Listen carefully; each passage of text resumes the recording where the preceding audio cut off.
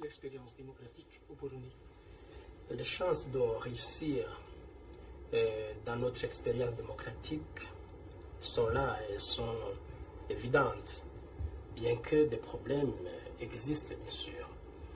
Et ces chances sont liées au fait que cette démocratie est venue au moment où les Burundais en avaient réellement besoin.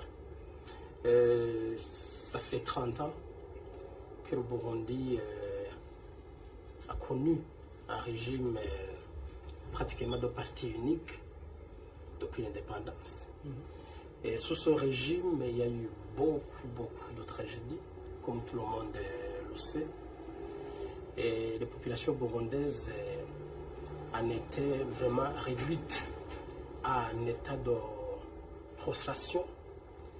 Et les populations, lorsqu'elles ont eu la chance que finalement elles pouvaient se défaire du parti unique, elles l'ont fait de manière claire, sans équivoque, à travers des élections que tout le monde a suivies et qui ont donné la victoire aux forces de changement avec des scores indiscutables.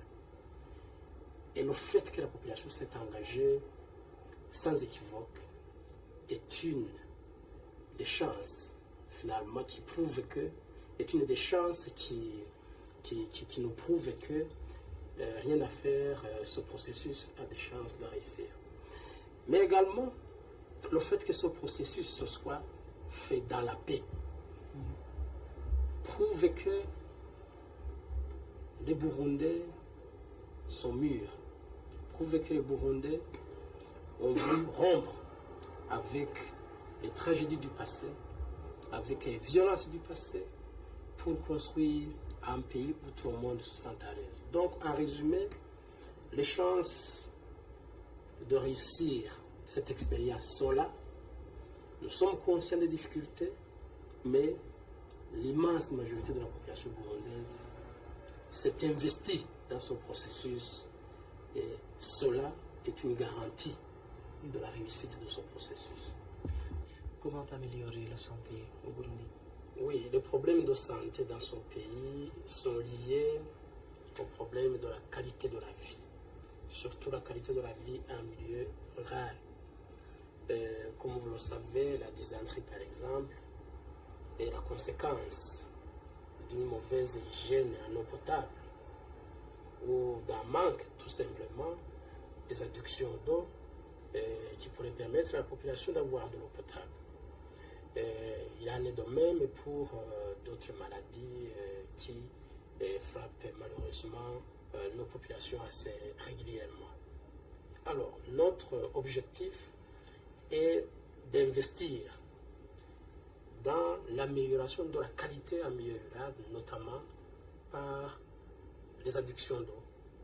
Et à ce titre, il est prévu de faire un plan national d'hydraulique rurale pour que d'ici 5 ans, toutes les provinces soient couvertes des adductions qui pourraient permettre à la population d'avoir de l'eau potable.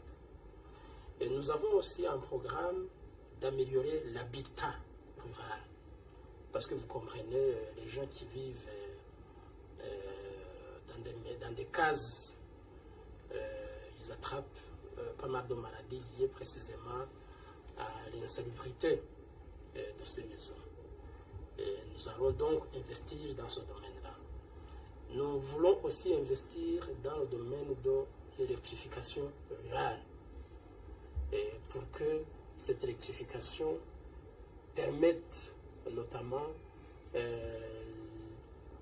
la mise sur pied de certaines unités de transformation agricole, permette également une meilleure conservation des médicaments, permettent également par effet induit l'amélioration en général de la qualité de la vie et d'autres circuits, notamment les circuits de commercialisation, notamment l'essor en général du monde rural à travers une industrialisation progressive en commençant par la petite industrie bien entendu. Donc, en résumé, c'est en améliorant la qualité de la vie en milieu rural que nous allons faire face assez efficacement aux problèmes de la santé, précisément en milieu rural. Oui, et on a constaté cette semaine qu'il y a une très bonne coopération entre Belge et Burundi sur ce domaine. Absolument, et j'en profite d'ailleurs pour remercier la Belgique pour la bonne coopération qui existe si heureusement entre la Belgique et le Burundi, et notamment dans ce secteur que je viens d'évoquer, l'hydraulique rurale. La Belgique, par exemple, encadre des adductions d'eau dans une province qu'on appelle Bubanza ici.